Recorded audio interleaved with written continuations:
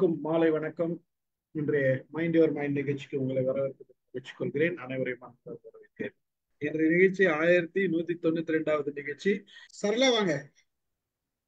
வணக்கம், அனைவருக்கும் வணக்கம். மாலதி மேடம் சொல்ல சொல்ல எனக்கும் அந்த மாதிரி நிறைய ஃபீலிங், சேம் ஃபீலிங். புத்த புத்தகத்தால எனக்கு வந்து நிறைய நன்மைகள் கிடைச்சிருக்கு. அதை நான் வந்து லைஃப்ல ரொம்ப உணர்ந்திருக்கேன். அந்த காலத்துல வந்து லைக் இப்ப இருக்கிற மாதிரி இந்த நெட்டோ லைக் எல்லாம் எப்படி பண்ணணும் எப்படி செய்யணும் எந்த இதுவும் கிடையாது.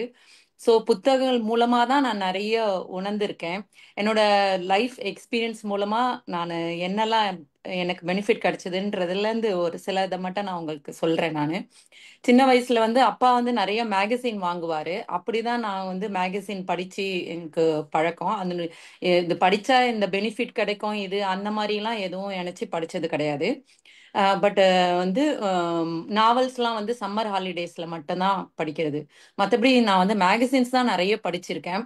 டெய்லி ஸ்கூலுக்கு போயிட்டு வந்தோடனே ஒரு குறைஞ்சது ஒரு 45 மினிட்ஸ் ஆகுது புக்கு படிச்சுட்டு தான் அந்த ஐ மீன் புக்குனா மேகசின்ஸ்லாம் படிச்சுட்டு தான் நான் வேற வந்து ரெகுலர் புக்ஸே படிக்க ஆரம்பிப்பேன்.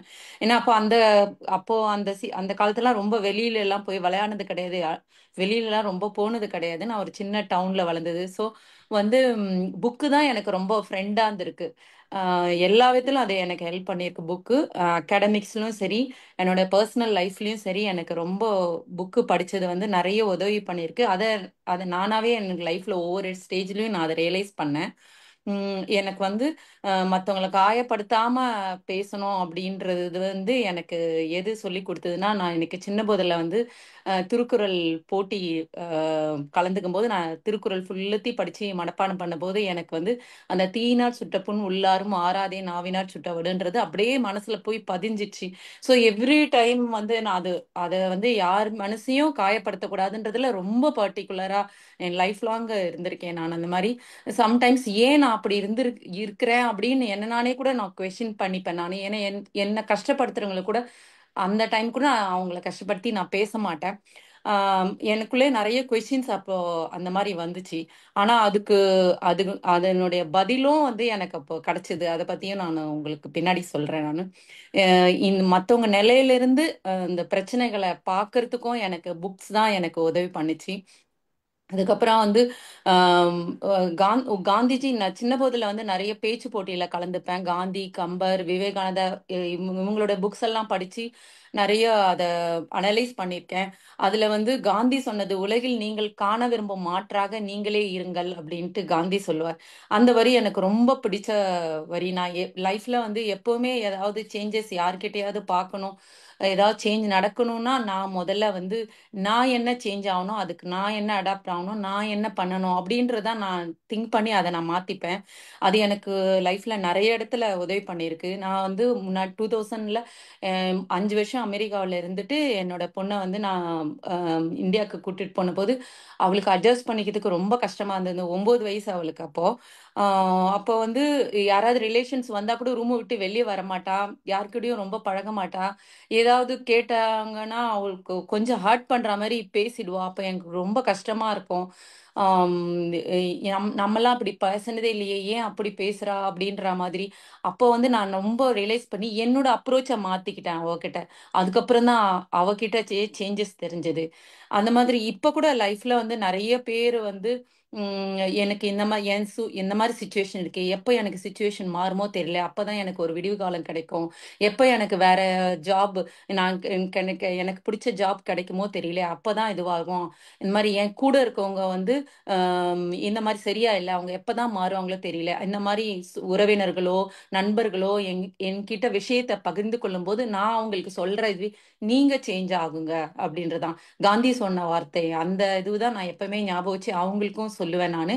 அது அப்போ நீங்க வந்து மாறின உங்களுக்கு அந்த சூழ்நிலை, உங்களுக்கு என்ன பிடிக்குமோ நீங்க வந்து உங்களுடைய அப்ரோச்ல அதுல வந்து மாற்றத்தை காமிங்க. அந்த மாதிரி நான் சொல்லுவேன். அந்த மாற்றத்தை அவங்கக்கிட்ட சொல்லும்போது அவங்களும் அந்த மாற்றத்தை ஃபீல் பண்ணி என்கிட்ட சொல்லியிருக்காங்க. அவங்க கிட்ட அந்த மாற்றம் நடக்கும்போது அந்த சூழ்நிலையும் அந்த அவங்களுக்கு எதிர்பார்த்ததும் அவங்களுக்கு கிடைச்சதுன்ட்டு இதெல்லாம் எனக்கு வந்து புக்கு மூலமா தான் இதெல்லாமே எனக்கு கிடைச்சது. இன்னொன்று வந்து கம்யூனிகேஷன் ரொம்ப என்னால் வந்து ஒரு பிரச்சனையோ இல்லை ரெண்டு பேர்கிட்ட ஏதாவது ஒரு ப்ராப்ளமோ ஏதாவது ஒன்று சொல்லணும்னா அதை தெளிவாக என்னால் வந்து கம்யூனிகேட் பண்ண முடியுதுன்னா அது வந்து என் புக்ஸால தான். சைக்காலஜி படிக்காமையே அந்த புக்ஸ் மூலமாவே எனக்கு மற்றவங்க என்ன சொல்ல அவங்க சொல்ல வரதுலேருந்தே அவங்களோட திங்கிங் அவங்க என்ன நினைக்கிறாங்கன்றதை என்னால் புரிஞ்சுக்க முடிஞ்சது. குடும்பத்து வரவுலே பார்த்தீங்கன்னா என்னை விட ரொம்ப புத்திசாலியோ இல்லை ரொம்ப பெரிய பதவிங்களே இருக்கவங்களோ அவங்களால சரியாக கம்யூனிகேட் பண்ண முடியாததை என்னால் கரெக்டாக கம்யூனிகேட் பண்ண முடியுது அப்படின்னா எனக்கு கண்டிப்பாக அது வந்து அது புக்ஸால தான். என்னோட டாட்டர் மேரேஜ் போது கூட லைக் வந்து இப்போ பெரியவங்களுக்குன்னு ஒரு எக்ஸ்பெக்டேஷன் இருக்கும், எனக்குன்னு ஒரு எதிர்பார்ப்பு இருக்கும். எங்க ஜென்ரேஷன் இப்போ என்னோட டாட்டருக்குன்னு ஒரு எதிர்பார்ப்பு இருக்கும். ஸோ என்னோட டாட்டரோட எதிர்பார்ப்புக்கு ஏற்ற மாதிரியே நான் பண்ணணும்னு நான் முடிவு பண்ணிட்டேன். பட் பெரியவங்களும் மனசு கஷ்டப்படாம அவங்களுக்கும் அவங்களுக்கும் அது வந்து ஒத்துக்கிற மாதிரி இருக்கணும் அப்படின்னு இது பண்ணும்போது என்னால் மற்றவங்க மனசை ஹர்ட் பண்ணாம தெளிவா கம்யூனிகேட் பண்ணி நான் நினைச்சதை செய்ய முடிஞ்சது. ஸோ அதுக்கு எல்லாமே எனக்கு புக்ஸ் தான் உதவிச்சு. வாசிப்பால இன்னும் சொல்ல இப்போ வாசிப்பால எல்லாத்தையும் விட எனக்கு வந்து இப்போ என்னோட வாழ்க்கை வந்து ரொம்ப அழகானது வந்து வாசிப்பால தான் சொல்லலாம். உங்க தலைப்பு சார் கொடுத்தோடனே எனக்கு ஃபர்ஸ்ட் தான் மனசுல நினைவு வந்துச்சு. ஸோ இது கடைசியா சொல்லலாம்னு சொல்லல. சொல்றேன் இப்போ நான். எனக்கு வந்து நான் இப்போ ஒரு மிடில் ஏஜில் இருக்கேன். இப்போ வந்து என்னோட லைஃப்ல என்னோட இம்பார்ட்டன்ட் டியூட்டிலாம் முடிச்சுட்டேன். எனக்கு வந்து லைஃப்ல ஒரு எம்டினஸ் சிண்ட்ரம் மாதிரி இருந்தது. அது வந்து அது இப்போ போறதுக்கு வந்து எனக்கு எனக்கு புக்ஸ் தான் ஹெல்ப் பண்ணுச்சு. புக்ஸ் மூலமா தான் நான் இப்போ வந்து எழுத்தாளர் ஆனேன் நானு. நான் வந்து என்னோட லைஃப்ல நடுப்புற நான் புக்ஸே படிக்கல. நான் வந்து யங் ஏஜ் வரைக்கும் மேகசின்ஸ்லாம் படிச்சிட்டு இருந்தேன், நாவல் படிச்சிருந்தேன். ஆஃப்டர் மேரேஜ் மேகசின்ஸ் படிப்பேன், அதுவும் குறைஞ்சிடுச்சு. பட் அதை படிச்சிட்டு இருந்தேன் தவிர நாவல் படிக்கிறதே விட்டுட்டேன். பட் நான் இப்போ எழுதும்போது எனக்கே ஆச்சரியமா இருக்கு, எப்படி அந்த வார்த்தைகள்லாம் எனக்கு மனசுல வருது அப்படின்றதே எனக்கு தெரியவே இல்லை. ஒரு 15-20 வயசுல நான் படிச்சது இப்போ எனக்கு உதவுது அப்படின்றது என்னாலே எனக்கு நம்ப முடியல. நிறைய பேர் கேட்கும்போது எனக்கே ஆச்சரியமா இருக்கு. அந்த வார்த்தைகள்லாம் லைஃப்ல ரொம்ப வருஷம் நான் யூஸ் பண்ணாத வார்த்தைகள். பட் நான் எழுத வரும்போது அவ்வளோ அந்த தூய தமிழ் வார்த்தைகளோ அந்த ஆப்டா சில இடத்துக்கு அந்த வார்த்தைகள்லாம் வந்து எனக்கே வருது அது தானா. அது எல்லாமே நான் புத்தகம் படிச்சதால தான் வருதுன்றதே எனக்கு நல்லா புரியுது அது. நான் அப்பப்போ நான் வேற வேற ஜானர்ல ஒர்க் பண்ணியிருக்கேன், ஒர்க் பண்ணியிருக்கேன், ஜாப் பண்ணியிருக்கேன். ஆனால் அதில் கிடைக்காத சாட்டிஸ்ஃபேக்ஷன் இப்போ இதில் வந்து எனக்கு பணம் இல்லை, ஆனால் வந்து எனக்கு அவ்வளோ ஒரு ஹாப்பினஸ் ஒரு சாட்டிஸ்ஃபேக்ஷன் இப்போ நான் வந்து எழுதுறதால எனக்கு கிடைக்குது. இது எல்லாமே எனக்கு வந்து நான் புத்தகம் படிச்சதால தான் எனக்கு கிடைக்குது. இங்கே நாங்கள் அமெரிக்கா வந்து ஒரு 5 வருஷம் ஆகுது. ஃபர்ஸ்ட் வந்து என் டாட்டர் இல்லாம நாங்களா ஒரு இடம் போய் பார்க்கணும் அதெல்லாம் ஒரு இன்ட்ரெஸ்ட் வராது. இப்போ வந்து நான் எழுதணுன்றதுக்காகவே நிறைய இடங்க போய் பார்க்கணும், அதை பத்தி நிறைய தெரிஞ்சுக்கணுன்ற இன்ட்ரெஸ்ட் நிறைய வந்திருக்கு. அப்புறம் இந்த எழுதுறதுனால இந்த பழைய சைல்ட்ஹுட் மெமரிஸ் அதெல்லாம் நினைவு கூர்ந்து எழுதும்போது எங்க அப்பா இப்போ என்னோட உயிரோடு இல்லை, எங்க கூட இல்லை, உயிரோடு இல்லை. அது வந்து அவர் கூடவே இருக்கிற மாதிரி ஒரு ஃபீலிங் இதெல்லாமே வருது நான் எழுதுறதால. இது எல்லாமே எனக்கு புக்ஸ் தான் அமைச்சு கொடுத்தது. கதிரவன் சார் சொன்னாரு ஒரு செல்ஃப் அனலிசிஸ் பண்ணிக்கிறேன் நிறைய. அது ரொம்ப எனக்கு அது நிறைய நான் உணர்ந்திருக்கேன், நிறைய நான் பண்ணியிருக்கேன் இந்த புக்ஸ் மூலமா. எப்பவுமே நான் என்ன அனலைஸ் பண்ணிப்பேன், நான் பண்றது சரியா, நான் என்ன சேஞ்ச் பண்ணிக்கணும் அப்படின்றது வந்து நான் எப்பவுமே அதை அனலைஸ் பண்ணிப்பேன். அதே மாதிரி பிரசன்ன லட்சுமி கூட சொல்லுவாங்க, கேள்வி கேள்வி கேட்கறது நிறைய வந்திருக்கு அப்படின்னு. கேள்வி கேட்கறது வந்து ரொம்ப நல்ல விஷயம். நம்ம டீப்பா ஒரு புரிஞ்சுக்கிறதுக்கு அதை ஒரு ஆழமா போறதுக்கு வந்து கேள்வி கேட்கறது வந்து ரொம்ப உதவி பண்ணும். அது ஏன் பிரச்சனை வருதுன்னா எதிர்க்க இருக்கவங்களுக்கு அந்த அளவுக்கு தெரியாது, அதனால பிரச்சனை வருது. ஆனா நமக்கு அது வந்து ரொம்ப நல்லது. அந்த கேள்வி கேட்கறதுன்றது நம்ம ஆழமா சிந்திக்கிறோம் அப்படின்றது அர்த்தம். லைப்ரரி செட் பண்ணும், எனக்கு ஒரு புக்ஸ் வச்சு லைப்ரரி செட் பண்ணணும்னு எனக்கு ரொம்ப ஆசை. ஆம், ராமு சார் ராமு சார் வச்சிருக்க மாதிரி லைப்ரரி நானும் வச்சுக்கணும்னு ஆசை எனக்கு. இந்த முறை புக் ஃபேர் போகும்போது தான் நான் நிறைய புக்ஸ் நான் எடுத்துட்டு வந்தேன். ஒவ்வொரு முறையும் வரும்போதும் புக்ஸ் வந்து இடம் பத்தலன்னு புக்ஸை தான் எடுத்துட்டு வர மாதிரி இருக்கும். இந்த முறை வந்து காம்ப்ரமைஸே பண்ணிக்க கூடாது, அதுதான் ஃபர்ஸ்ட் வைக்கணும்னு எடுத்துட்டு வாங்கின எல்லா புக்ஸும் நான் எடுத்துட்டு வந்திருக்கேன். புத்தகத்தை நடுப்புற நான் என்னோட லைஃப்ல படிக்காம விட்டுட்டேன்ட்டு எனக்கு ரொம்ப வருத்தமா இருக்கு. இப்போ நினைச்சாலாம் வருத்தமா இருக்கு. இந்த எழுத்தாளர்களையும் புத்தகத்தையும் நான் தேடி தேடி படிச்சது இல்ல. வீட்டுக்கு வர புக்கு இருந்த புக் அப்படிதான் நான் படிச்சிருக்கேன். அந்த மாதிரிலாம் நான் பண்ணலேன்ட்டு இப்போ ரொம்ப அதெல்லாம் வருத்தப்படுறேன் நானு. ஆனா வந்து இப்போ நீங்க யூஎஸ்ல ரெண்டு விஷயம் நான் சொல்ல ஆசைப்படுறேன். யூஎஸ்ல வந்து புக்ஸ் படிக்கிறது வந்து அவ்வளோ இம்பார்ட்டன்ஸ் கொடுக்குறாங்க. என்னதான் ஆன்லைன் நெட்ல எல்லாரும் படிச்சாலும், ஆனா அந்த புக்கா வாங்கி படிக்கிறதுக்கு அவ்வளோ இம்பார்ட்டன்ஸ் கொடுக்குறாங்க. மக்கள் எல்லாரும் பெரியவங்கல இருந்து சின்னவங்கல இருந்து அந்த புக்ஸ் வாங்கி படிக்கிறாங்க. ஸோ அந்த மாதிரி நம்மளும் படிக்கணும். இப்போ யங்கர் ஜென்ரேஷன்ல இந்த மாதிரி புக் வாங்கி படிக்கிற பழக்கம் குறைஞ்சிடுச்சு. என்னதான் ஆன்லைன்ல படிச்சாலும் இந்த புத்தகங்களை வாங்கி படிக்கும்போது அது கண்ணெதிரே இருக்கும்போது நம்ம இன்னும் அடிக்கடி அதை படிப்போம். அது ஒரு காலத்துக்கும் இருக்கும். நிறைய மெமரிஸ் கொடுக்கும் அது நமக்கு அந்த புக்ஸ் படிக்கிறதால. ஸோ அந்த பழக்கத்தை எப்படியும் பசங்களுக்கு அதை கொண்டு வரணும். அதே மாதிரி யாருமே நேரம் இல்லைன்னு சொல்லிட்டு என்ன நான் பண்ண அந்த தப்பை எனக்கு தப்புன்னு தெரியாம நான் அது பண்ணிட்டேன். நேரம் இல்லைன்ட்டு புக்கு படிக்காம விடக்கூடாது. அது எப்பவுமே அதை கண்டினியூ பண்ணணும். அதுக்குன்னு நேரத்தை கண்டிப்பா ஒதுக்கி வச்சுட்டு அதுக்கேற்ற மாதிரி நம்ம மீதியை மாடிஃபை பண்ணிக்கணுன்றது எனக்கு இப்பதான் தெரியுது. அதை நான் எல்லாரும் பண்ணணும்னு கேட்டுக்கிறேன் நான். ரேணு சொன்னது வந்து ரொம்ப ஆச்சரியமா இருந்தது. கல்யாணத்துல இந்த மாதிரி புக் லைப்ரரி வச்சிருக்காங்க. ரொம்ப ரொம்ப நல்ல விஷயம். இதெல்லாம் பண்ணோம். மக்கள் மக்கள் வந்து மற்ற விஷயங்களுக்கு அதிகமா செலவு பண்றாங்க. ரெஸ்டாரண்ட் போறது, ஒரு என்டர்டெயின்மெண்ட்க்குலாம் அவ்வளோ செலவு பண்றாங்க. ஆனா புக்ஸ் வாங்குறதுக்கு மட்டும் விலையை பார்க்கறாங்க. பெரும்பாலான மக்கள் அதுக்கு செலவே பண்ண மாட்டேன்றாங்க. அது மாதிரி கண்டிப்பா அது ரொம்ப அவசியமான ஒண்ணு. அது நம்ம கண்டிப்பா பண்ணணும். அது காலத்துக்கும் நிக்கிறதுக்கு பல நன்மைகளை கொடுக்கக்கூடிய இதுவா இருக்குது நம்ம புக்கா வாங்குறது. அதை கண்டிப்பா எல்லாரும் வாங்கணும் அப்படின்னு நான் கேட்டுக்கிறேன். வாய்ப்பு கொடுத்ததுக்கு மிகவும் நன்றி. அனைவருக்கும் நன்றி. ஒரு கை தட்டலாம். நன்றி நன்றி. தேங்க்யூ. நல்லா இருந்தது மேடம். வேலைமேல் மேடம் வாங்க. தேங்க்யூ. வணக்கம், அனைவருக்கும் வணக்கம். உலக புத்தக தினம் ஒவ்வொரு நாட்டிலும் ஏப்ரல் 23ஆம் தேதி சிறப்பாக கொண்டாடப்படுகிறது என்று நமக்கு தெரியும். புத்தகங்களை வாசிப்பதற்கும் வெளியிடுவதற்கும் மக்களுக்கு ஒரு விழிப்புணர்வை ஏற்படுத்துவதற்குமே இந்த தினம் கொண்டாடப்படுகிறது. இந்த ஆண்டு இந்த புத்தக தினத்தினுடைய கருப்பொருள் அடிப்பொருள் என்றெல்லாம் சொல்லுவோம் இல்லையா, அந்த கீ பாயிண்ட் என்ன அப்படின்னா, உங்கள் வழியை படியுங்கள். நல்ல ஒரு அருமையான வார்த்தை. அது இன்னைக்கு சார் அவங்க வந்து அதை தலைப்பு போடும்போது இதை எனக்கு தோணுச்சு. உங்கள் வழியை படியுங்கள். ஒரு மனிதனுக்கு வந்து வாசிப்பு பழக்கம் மட்டும் இருந்துட்டுன்னு வச்சுக்கோங்களேன், அவனை வந்து செதுக்குவதற்கு வேறு எந்த ஆயுதமும் தேவையில்லை என்று சொல்வார். இப்ப பலருக்கும் அப்படிதான் செதுக்கப்பட்டிருக்கு. அதனாலதான் நல்ல புத்தகங்கள் நல்ல கனவுகளை வளர்க்கும், நல்ல கனவுகள் நல்ல எண்ணங்களை உண்டாக்கும், நல்ல எண்ணங்கள் நல்ல செயல்களை உருவாக்கும் என்று புத்தகத்தை அடிப்படையாக வைத்து அப்துல் கலாம் ஐயா அவர்கள் இதை புத்தகத்தை பற்றி பேசுவார்கள். எப்படி ஒரு மனிதனுக்கு நெறிப்படுத்தவும் அவனை முறைப்படுத்தவும் நல்ல நண்பர், முந்தி பேசுறவங்க கூட சொன்னாங்க, ஒரு நல்ல நண்பனாக இருப்பது எதுன்னு பாத்தீங்கன்னா அது புத்தகம்.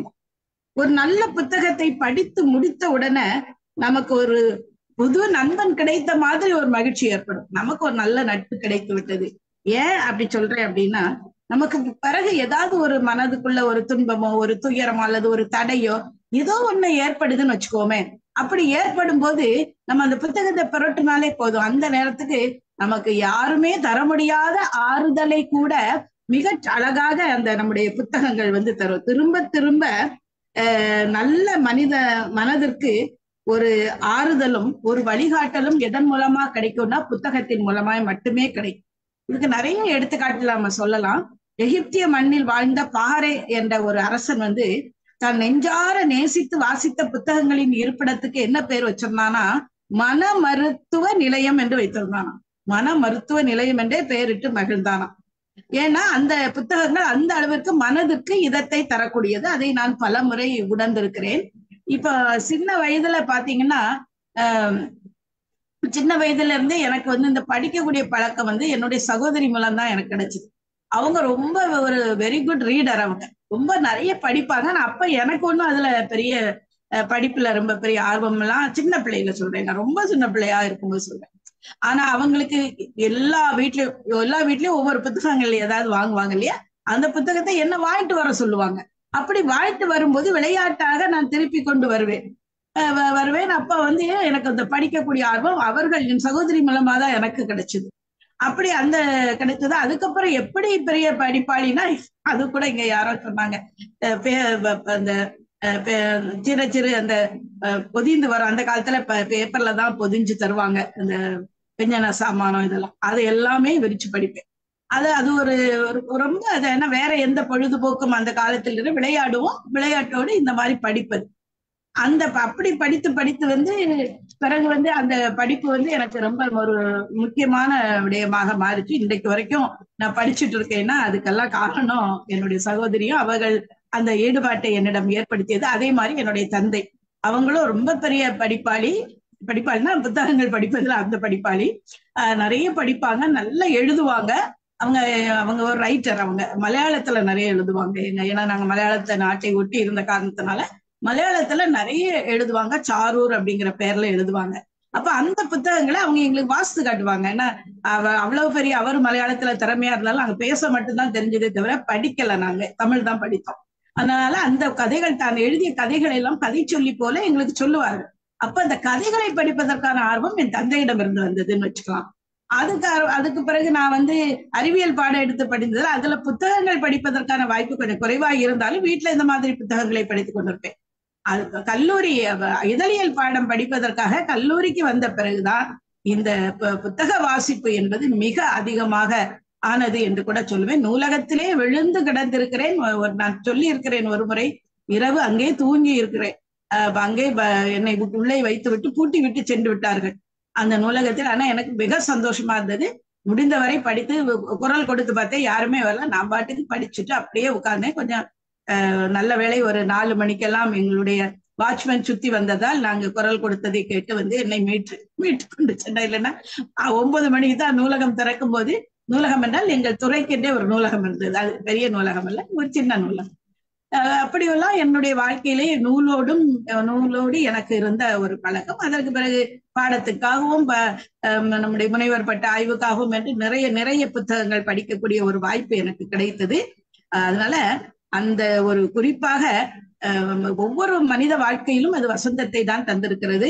நம்முடைய மகாத்மா காந்தியினுடைய வாழ்க்கையில டால்ஸ்டாயினுடைய இறைவனின் அரசாங்கம் உனக்குள் இருக்கிறது என்ற நூல் தான் அவருடைய மனதை விரிவு செய்ததாக அவர் சொல்கிறார். அப்புறம் பொதுவாக சொல்வார்கள், குன்றை போல நிமிர்ந்து நில் என்பார்கள். இது பாரதியுடைய வார்த்தை புதிய ஆத்திச்சூடியில.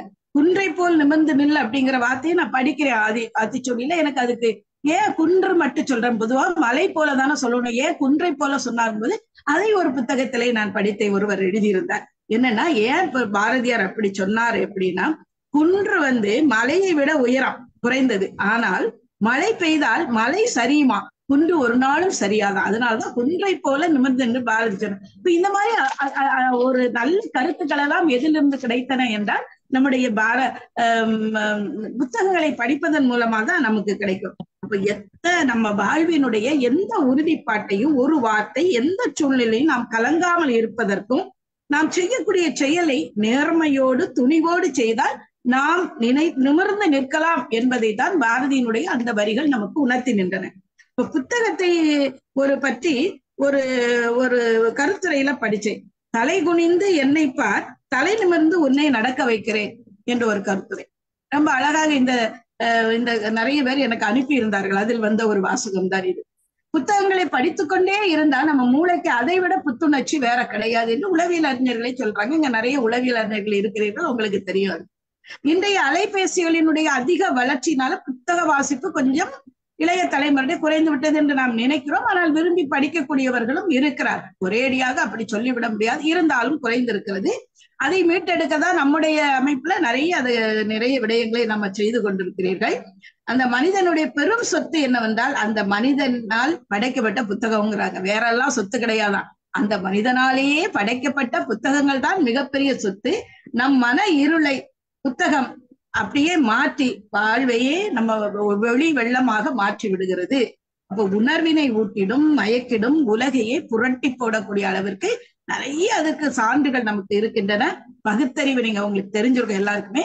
பகுத்தறிவு என்ற நூல் தான் தாமஸ் பெயின் என்பவரால் எழுதப்பட்டது. ஒரு கண்டம் ஒரு சிறிய தீவின் ஆதிக்கத்துல நீண்ட நாள் இருக்கக்கூடாது என்பதற்காக அவர் எழுதிய புத்தகம் வெறும் 47 பக்கங்கள் தான். அந்த 47 பக்கம் தான். அதுல கிட்டத்தட்ட 1,20,000 பிரதிகள் உடனே 3 மாதங்கள்ல விற்று தீர்ந்ததாம் அந்த புத்தகம். அந்த புத்தகம் தான் இன்றைக்கு அமெரிக்கா சுதந்திர நாடாக மாறுவதற்கு காரணமா இருந்தது. வெறும் 47 பக்கம் உள்ள புத்தகம். பெண் அடிமைகளுக்கு இழைக்கப்பட்ட கொடுமைகளை அங்கிள் டாம் கிளைம் கேபின் என்ற ஒரு நூல், சார்லாம் படிச்சிருப்பீங்க. அந்த புத்தகம் அடிமைகளினுடைய வாழ்வினை பீச்சர் ஸ்டோ என்பவர் அதை எழுதினார். அதை அது ஒரு கதை வடிவில தான் அவர் எழுதினாரு. அந்த நூலும் வந்துதான் ஆபிரகாம் லிங்கன் என ஒரு கருப்பரை கதாநாயகனா கொண்டு எழுதப்பட்ட அந்த நூல். அந்த நூல் ஆபிரகாம் லிங்கன் அமெரிக்கா ஜனாதிபதியாக வருவதற்கு காரணமாக இருந்தது. அப்ப எழுத்தை தவம் போல போற்றியவர்கள் டால்ஸ்டாய் என்று நமக்கு தெரியும்.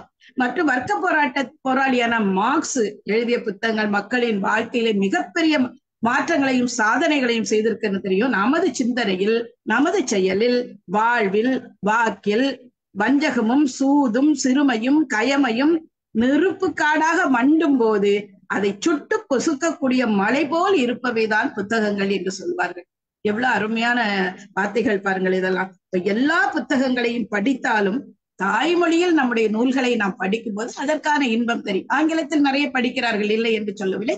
இருந்தாலும் நம்முடைய தாய்மொழியில் மாலதியெல்லாம் சொன்னது போல அந்த சரித்திர நாவல்கள் ஆகட்டும், சிறு வயதில் அதெல்லாம் அவ்வளவு ஒரு ஆர்வமாக பொன்னியின் செல்வன் படிப்பதற்கு ஒரு நாள் உணவு உண்ணாமல் இரவு பகலாக படித்து முடித்தேன் 5வது பாகத்தை.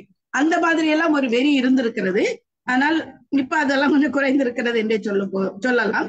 சில நூல்களை, சில கவிதைகளை, சில புதினங்களை படிக்கும் போது அப்படி ஒரு இருட்டிலிருந்து நம்ம வெளிச்சத்திற்கு வந்த ஒரு நிலை நமக்கு ஏற்படும். நான் என் மாணவிகளுக்கு உனக்கு ஏதாவது குழப்பம் வருதா, திருக்குறளை எடுத்து வச்சு படி, அந்த குழப்பத்திற்கான மருந்து திருக்குறளில் கிடைக்கும் என்று சொல்வேன். அதே மாதிரி குழந்தைகள் நிறைய பேர் செய்கிறார்கள். அப்போ இறந்தவர்க்கும் இருப்பவர்க்கும் இனிமேல் பிறப்பவர்க்கு இடையில் இருக்கக்கூடிய அந்த உடன்படிக்கையை தான் வரலாறு என்று சொல்லுவோம். இந்த வரலாறெல்லாம் நமக்கு எப்படி தெரியும்? எல்லாரும் எழுதி வைத்திருக்கக்கூடிய அந்த நூலை படிக்கும் போதுதான் நம்ம அந்த வரலாற்றினுடைய பெருமைகளை நாம் அறிய முடியும். புத்தகங்களை படிக்க தொடங்கியதுமே வாழ்நாள் முழுவதும் நமக்கு விமர்சன சிந்தனைகள், பகுப்பாய்வு திறன்கள் வளரும். நம்முடைய கல்வி செயல்திறனை மேம்படுத்தலாம், எழுத்து திறன்களை மேம்படுத்தலாம், படைப்பாற்றல் மற்றும் கற்பனை திறனை மேம்படுத்தலாம், நல்ல தகவல் தொடர்பு திறன்களை நாம் வளர்த்துக் கொள்ளலாம். இப்படி சொல்லிக்கொண்டே போகலாம். புத்தகங்கள் நேரே யாரையும் புகழ்வதும் கிடையாது, நேரே முதுகுக்கு பின்னால் புறம் பேசுவதும் கிடையாது. அதனால்தான் அதை நல்ல நண்பன் என்று சொல்கிறோம். நல்ல புத்தகங்களை சரியாக தேர்ந்தெடுத்து நாம் விழிப்புடன் வாசித்தால் நம் வாழ்க்கை மலரும் என்பதில் எந்த மாற்று கருத்தும் இல்லை.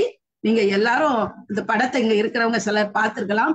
பாரன்ஹீட் 451 பாரன்ஹீட் 451 என்ற ஒரு திரைப்படம், ஒரு நாவலை அடிப்படையாக வைத்து எழுதினதா. புத்தகத்துக்காகவே எழுதிய நாவல், புத்தகத்துக்காகவே எடுக்கப்பட்ட திரைப்படம். புத்தகம்தான் வாழ்க்கையில், அதாவது ஒரு இனத்தை அழிக்க வேண்டும் என்றால் வாசிப்பை அழித்தால் போதும் என்று சொல்வார்களாம். அந்த வாசிப்பை அழிக்காமல் காத்த ஒருவனை பற்றிய கதைதான் அது. அதை படித்து பார்க்கலாம், அந்த திரைப்படத்தை பாருங்கள். பாரன்ஹீட் 451. புத்தகங்களை படித்தால் பீனிக்ஸ் பறை போல மீண்டும் நம்மை அடித்தால் கூட எழுந்து வர முடியும் என்பதை அந்த கதை நமக்கு சொல்லி தந்தது. எனவே புத்தகங்கள் என்பது நம்முடைய வாழ்க்கையினுடைய வசந்தம், நம்ம வாழ்க்கையை புரட்டி போடக்கூடியது, நம்முடைய வாழ்க்கையை மிளர்ந்தெழ செய்யக்கூடியது என்று பல வகையிலும் புத்தகங்களை பாராட்டலாம் என்று சொல்லி இன்றைக்கு ஒரு நல்ல வாய்ப்பு இது. இந்த புத்தகங்களை பற்றி நாம் தெரிந்து கொள்வதற்கும் பலருடைய கருத்துக்களை அறிந்து கொள்வதற்கும் வாய்ப்பு தந்த நம்முடைய ஸ்டீபன் சாருக்கு நன்றியும் பிற ஆளுமைகளுக்கும் என்னுடைய அன்பின் வணக்கத்தையும் நன்றியும் சொல்லி அன்போடு விடைபெறுகிறேன். நன்றி, வணக்கம். மகிழ்ச்சி மகிழ்ச்சி. நன்றி மேடம். ராம சார் வாங்க. நன்றி மேடம். நன்றி மேடம். நன்றிமா.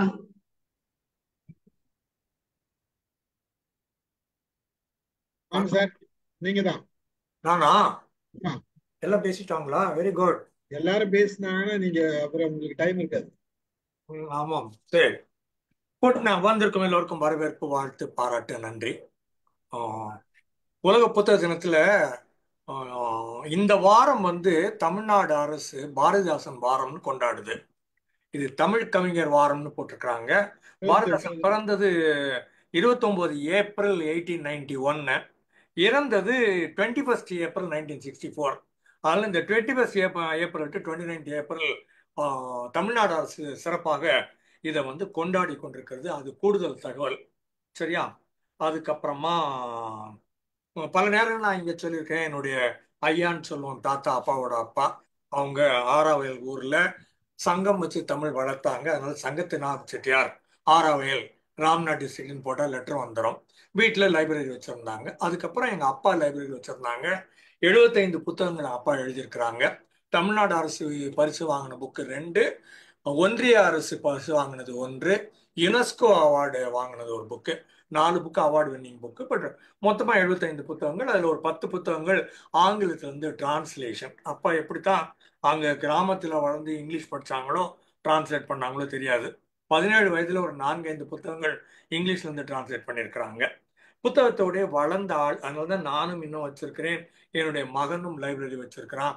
மகனோட லைப்ரரியில இருந்து நான் இங்க சில MOM டாக்ஸ் யூஎஸ்ல இருந்து பேசியிருக்கிறேன். சரியா? அதுக்கப்புறமா நான் காலேஜில் படிக்கிறப்போ ஒரு ஊர்ல ஏதோ ஒரு திருமணம் வந்தது. ஒரு 5 நாள் 2 திருமணம் வந்துன்னு நினைக்கிறேன். அதனால வீட்டுல எல்லாரும் போயிட்டாங்க. நீ காலேஜில் படிக்கிற, அதனால நீ வீட்டுல இருன்னு சொல்லிட்டு என் கையில ஒரு 30 ரூபா செலவுக்கு கொடுத்தாங்க, சாப்பாட்டு செலவுக்குன்னு. 30 ரூபா கொடுத்துட்டு போயிட்டாங்க. மறுநாளே நான் போய் எக்கனாமிக்ஸ் புக்கு KK டிவெட்னு ஒன்று, அது 15 ரூபாய்க்கு வாங்கினேன்.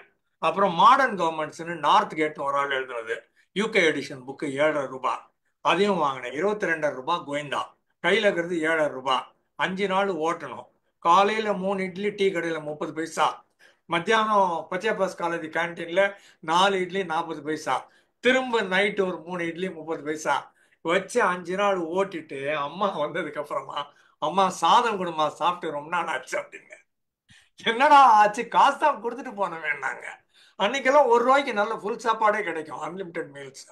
நான் சொன்னேன், இந்த மாதிரி புக்கெல்லாம் வாங்கிட்டேன், டீ கடையில் இட்லி தான் சாப்பிடணும் ஓட்டிருந்தேன் 4 நாள். அப்புறம் சரின்னுட்டு பண்ணி கொடுத்தாங்க. அந்த மாதிரி புத்தகம் பிடிக்கும். அது அப்பா கிட்ட காசு கேட்டாலும் கொடுத்துருவாங்க. பட் அன்னைய தேதிக்கு அந்த புத்தகம் வேணும்னு தோணுச்சு. அதுக்கப்புறம் பல நேரங்களில் டிவியில் சீஃப் கெஸ்ட் இன்டர்வியூ அப்படின்னு யாரோ பெரிய மனுஷனை இன்டர்வியூ பண்ணுவாங்க. 1/2 மணி நேரம் 1 மணி நேரம் ஓடும். எல்லா சீஃப் கெஸ்ட் பின்னாலையும் ஏதாவது புக் இருக்கும். நான் டிவி பக்கத்துல போய் கேமராவை வச்சு அந்த புக்கை மட்டும் எப்போ கிடைக்குதுன்னு பார்த்து கிளிக் பண்ணி போட்டோ எடுத்து, நான் லென்ஸ் எல்லாம் வச்சுக்கிறேன் டிசைன் டிசைனா. லென்ஸ் வச்சு அது என்ன புக்குன்னு கண்டுபிடிச்சு அந்த புக்கு கூகுளில் தேடி அது நல்லா இருந்ததுன்னா அந்த புக்கை வாங்கிடணும். யுவல் நோவா ஹராரி சர்வேஷ் கூட சொன்னான்னு நினைக்கிறேன். அவர் ஒரு புக்கு, நிறைய புக் எழுதுகிறாங்க, எல்லா புக்கும் இருக்குது, நானே எல்லாமும் பேசியிருக்கிறேன். அவர் சொல்றாரு, இந்த ஜாரெட் டைமண்ட் ஒருத்தர் இந்த புக் எழுதினாரு, இது கன்ஸ் ஜெர்ம்ஸ் அண்ட் ஸ்டீல். இந்த புக்கை படிச்சா ரொம்ப நல்லா இருக்குது, 13,000 ஆண்டு மனித வரலாறு. அப்பதான் தோணுச்சு நம்ம கூட புக் எழுதலாமேன்னு தோணுச்சு. அதுக்கப்புறம் தான் சேப்பியன்ஸ் எழுதினேன், ஹோமோடியஸ் எழுதினேன்னாரு. சரி, யுவல் நோவா ஹராரி நல்லா இருக்குதுன்னு சொல்லிட்டு விடக்கூடாது அப்படின்னு அந்த புக்கை வாங்கிட்டேன். இந்த மாதிரி யாராவது எந்த புக்காவது நல்லா இருக்குது அப்படின்னு எங்கேயாவது சொல்லிட்டாங்கன்னா தேடி கண்டுபிடிச்சி அந்த புக்கை வாங்கிடுவேன். அதுக்கப்புறம் அண்ணாவை பத்தி சொன்னாங்க, அறிஞர் அண்ணா. அவர் எங்கேயாவது ஒரு கிராமத்துல வான்னு கூப்பிடுவாங்க, மதுரை பக்கம் ஒரு கிராமத்துக்கு வான். உடனே அவர் சொல்லார், வீட்டுக்கு போய் ஒரு 10 புக்கு எடுத்துன்னு வாங்கடா அப்படிம்பாரு. ரயில்வே ஸ்டேஷனுக்கு கொண்டாந்துருங்க, இல்ல பஸ் ஸ்டாண்டுக்கு கொண்டாந்துருங்க. அப்புறம் கேட்டா, எனக்கு எங்க போனாலும் தமிழ்நாட்டில் எனக்கு சோறு போட்டுருவான், வேணும்னு கேட்டா ஒரு வேட்டி லுங்கி கொடுத்துருவானுங்க, இது ஒன்றும் பெரிய காரியம் இல்லை, புக்கெல்லாம் கொடுக்க மாட்டானுங்க, அதனால ஊருக்கு போறதுன்னா 10 புக் எடுத்து போகணும்னு ஊருக்கு யாராவது பேச சொல்லி கூப்பிட்டாங்கன்னா அண்ணா தயார் பண்ற முதல் சமாச்சாரம் 10 புக்கு எடுத்து வச்சுக்குவாரு அப்படின்னு சொல்லுவாங்க. அதுக்கப்புறம் 16 வயது ஆகிற போது எங்க அப்பா கேட்டாங்க, உனக்கு என்னடா வேணும் பிறந்த நாளுக்குன்னாங்க. கன்னிமரா லேபிள்ல 2 டிக்கெட் வேணும் அப்படின்னு சொல்லி 5 ரூபா 5 ரூபா 10 ரூபாய்க்கு 2 டிக்கெட் வாங்கி கொடுத்தாங்க. அப்பா கூட சைக்கிள்ல டபுள்ஸ் போறது. அதுக்கப்புறம் காலேஜ் வந்ததுக்கு அப்புறம் நானாவே போவேன். அங்க ஒரு பழுப்பு கலர்ல ஒரு பேப்பர் ஒன்று வச்சிருப்பாங்க, ஒரு பென்சிலுக்கு நூல் சுத்தி வச்சிருப்பாங்க, அதுல பேர் எழுதி வச்சுட்டு உள்ள போனோம் அப்படிம்பாங்க. எப்பவுமே ஜான் கென்னடின்னு போடுறது, இல்லைன்னா ஆப்ரஹாம் லிங்கன் கையெழுத்து போட்டுட்டு உள்ள போய் புக்கு படிக்கிறது. அதுக்கப்புறம் USIS லைப்ரரியில் அப்பா சேர்த்து விட்டாங்க. சரின்னு உள்ள போனேன். ஒரு நாள் புத்தம் புது லுங்கி வாங்கி கொடுத்தாங்க. லுங்கி வாங்கிட்டு சைக்கிளில் போனோம்னா கதவு திறப்பாங்க. USISல உள்ள போய் சைக்கிள் பார்க் பண்ணலாம். லுங்கியில போயிட்டு அப்பாவோட ஃப்ரெண்டு லைப்ரரியன் திருவேங்கடம்னு பேரு. நான் போனேன், சுத்தி கித்தி பார்த்தேன். அப்ப யாரோ சொன்னாங்க போல இது மாதிரி ஒரு பையன் லுங்கியில வந்திருக்கிறான்னு. அப்புறம் வர சொல்லுங்கன்னா லைப்ரரி கூப்பிட்டாங்க. அப்புறம் நீ நாமத்தி அப்படில தானே நீ நாமா இருந்தேன். அப்புறம் சரி என்ன படிக்கிறா பண்ணார். நான் US பத்தி புக் எல்லாம் தேடிட்டு இருந்தேன்.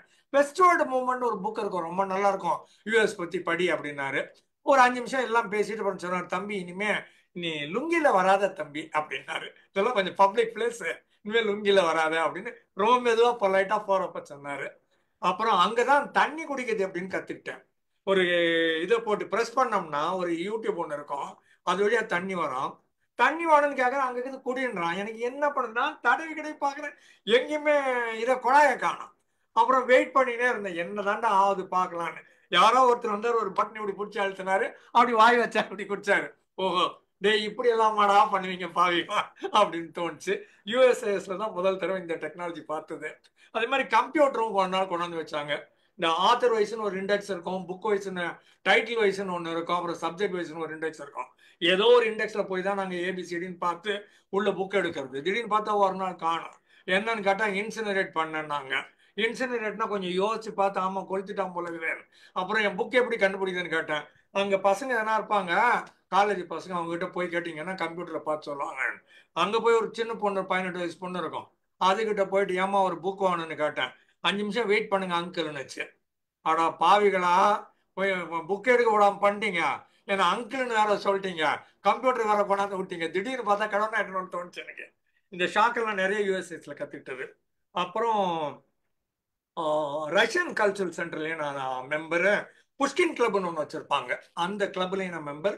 வாரம் அந்த ரெட் கார்பெட் போட்ட ஹாலில் மீட்டிங் நடக்கும், அதுவும் அட்டன் பண்ணுவேன். சம்பத் குமார் அப்படின்னு ஒரு லைப்ரரி இருந்தாரு. ரஷ்யன் புக்ஸ் நிறைய, வா தம்பி அப்படிம்பாரு, ராமு கூப்பிடுவார் செல்லம்மா, இந்தா வச்சுக்கோ அப்படின்னு ஒரு 10 புக்கு கையில் கொடுப்பாரு. ரஷ்யன் புக்கு ஏராளம், சும்மா எப்போ போனாலும் கையில் ஒரு 4 புக்கு 5 புக்கு கையில் கொடுத்து எடுத்து போய் எல்லாம் நம்ம புக்கு தான் அப்படிம்பாரு. நிறைய புத்தகங்கள் அவர் கொடுத்துருக்காரு. நீலகண்டன் என்னோட ஆசிரியர், ரஷ்யன் படித்த போது அவரும் புத்தகங்கள்லாம் கொடுப்பாரு. அப்புறம் பிரிட்டிஷ் கவுன்சிலும் எல்எல்ஏவும் ஒரே காம்பவுண்ட்ல இருக்குது.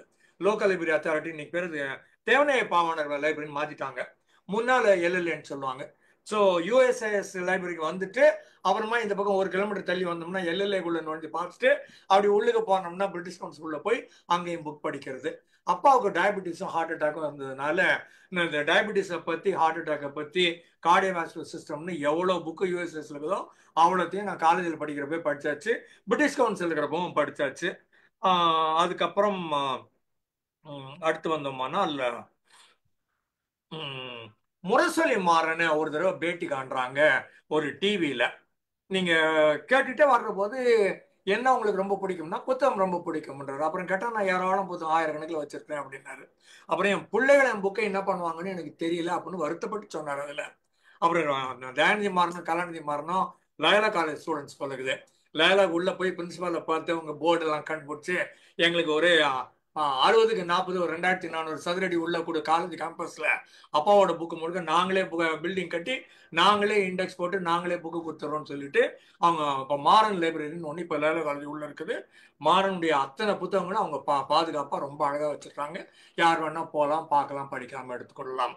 இதே மாதிரி செய்தியை கலைஞரும் ஒரு வாட்டி பேட்டியில் சொல்லுகிறார். பிள்ளைகள் புக்கை என்ன பண்ணுவாங்கன்னு தெரியல, நிறைய புத்தகம் வச்சிருக்கிறேன் அப்படின்னாரு. என்ன பண்ணாங்கன்னு இன்னும் தெரியாது. இப்போதைக்கு அவர் புத்தகம் வைத்திருந்தார் வரைக்கும் எனக்கு தெரியும். அதுக்கப்புறமா யார் வீட்டுக்கு போனாலும் மக்கள் இந்த ஷோகேஸ் பார்ப்பாங்க, வீடெல்லாம் எப்படி இருக்குதுன்னு பார்ப்பாங்க. நான் எந்த ஏரியாவில் புக்கு வச்சுக்கிறாங்கன்னு அப்படி கொஞ்சம் தேடினே போவேன். அந்த புக்கு பார்த்துட்டேன்னா சரி, புக்கை எடுத்து பார்த்து புக்கெல்லாம் எடுத்து திருப்பி கீழே போட்டு எல்லாத்தையும் அடிக்க ஒழுங்காக வச்சிருவேன். யார் வீட்டுக்கு போனாலும் புக்கு கோணமானு எனக்கு கோவம் வரும். புக்கை எடுத்து போட்டு திருப்பி அடிக்க வச்சு, ஒரு தடவை வேலூர் ராணிப்பேட்டு போனேன். அங்கே ஒருத்தர் 1000 கணக்கில் புக்கு வச்சிருந்தாரு, கம்யூனிஸ்ட் இயக்கத்தை சேர்ந்த ஆள். அப்புறம் சொன்னேன், இந்த புக்கு இப்படிலாம் இருக்கக்கூடாது, நீங்க கோணமானன்னு வச்சுக்கிறீங்கன்னு சொல்லிட்டு அவ்வளோ புக்கையும் கீழே இறக்கி போட்டு அவ்வளோத்தையும் அடுக்கி வச்சு அவங்க ஒய்ஃப் சொன்னாங்க, நானும் இந்த ஆள்கிட்ட சொல்லி சொல்லி பார்த்தேன், 10 வருஷமா ஒன்றும் வேலைக்கு ஆகல, நீ தான் தப்பி எல்லாம் பண்ணி கொடுத்த அப்படின்னாரு. அதனால லைப்ரரிக்கு போய் யூஎஸ்ல புக் எடுத்தேன்னா எந்த ஷெல்ஃப்ல இருந்து புக் எடுக்கிறனோ அந்த ஷெல்ஃப் புக்கை மட்டும் அடுக்கி வச்சுட்டு வருவேன். பையன், அப்பா உங்களுக்கு இதே வேலையா போச்சுப்பா உங்களுக்கு அப்படிமா. நான் எடுக்கிற புக்கு அந்த ஏரியா கொஞ்சம் கிளீனா இருக்கணும், என்னால முடிஞ்சது அந்த ஒரு ஷெல்ஃப் மட்டும் அடுக்கி வைக்கிறேன்னு சொல்லுவேன். இப்பவும் யாராவது சின்ன புக்கு மேல பெரிய புக்கு வெயிட்டா வச்சாங்கன்னா எனக்கு கோவம் வந்துடும். அப்புறம் இந்த புக்கை பிடிச்சி இப்படி வைப்பாங்க, படிச்சுட்டு இப்படி வைப்பாங்க கீழே, டேய் பலார்னு அடிச்சிட வேண்டாம்னு சொல்லும், முதுகு வலிக்கும். அதுக்கு உனக்கு மட்டும்தான் முதுகு வலிக்குமா, புத்தகத்துக்கு வலிக்காதா? சின்ன புக்கு மேல பெரிய புக்கு வைக்க கூடாது, தாங்க. சின்ன புக்கு எடுத்து பெரிய புக்கு கீழே வை, அது மேல சின்ன புக்கு வை. அதோட உங்களுக்கு ஒரு அன்பு, பாசம், பிணைப்பு, லவ், அஃபெக்ஷன்லாம் இல்லைன்னா ஏதோ படிச்சோம் தூக்கி போட்டோன்னு வந்துடும். I have a connectivity with the book. எனக்கு புக்கு வாங்கணும், எனக்கு புக்கு படிக்கணும், அது புக்கு முழுக்க கிறுக்கணும், என் சௌரியத்தை அதில் கமெண்ட் எழுதணும். திருப்பி அந்த புக்கு படிக்கிற போது நான் என்ன படிச்சேங்கிறது ரொம்ப ஈஸியாக புரியும் எனக்கு. ரெண்டாவது வாட்டி படிக்கிற போது, ஏன்னா எல்லா கமெண்ட்டும் நான் எழுதியிருக்கேன். அந்த காமெண்ட்ஸோட கனெக்ட் பண்ணனா போது மட்டும் எனக்கு ஏராளமான செய்திகள் தெரிஞ்சிடும். அதுக்கப்புறம் தமிழ் இலக்கியம் இங்க வந்ததுக்கு அப்புறமா ஸ்டீஃபன் தான் சொன்னாரு, என்ன தலைப்புல பேசுங்க அப்படின்னாரு.